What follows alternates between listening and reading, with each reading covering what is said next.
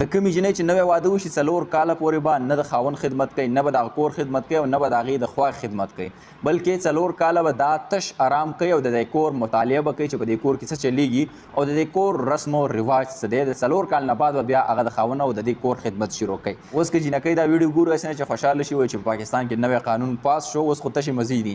بالکل داسې څه خبره نشته دی، بلکې په جنوبي سودان کې دغه شانته کې یو رسم دی چې په کم کې ناوې 4 کاله مکمل طور باندې خپل آزاد ژوند تېروي او که چېرته کې په دې 4 کاله کې هغې ته چا څه لږه تیزه خبره وکړه یا ورسره خاوند بدتمیزي وکړه، نو هغه کور به هغه پرېږدي او خپل کور ته به ځي او په حق مهر کې چې سم دې ته میلاو شوي دي نو هغه به دې ته نه واپس کولی کېږي، بلکې هغه به هغه د ځان سره وړي.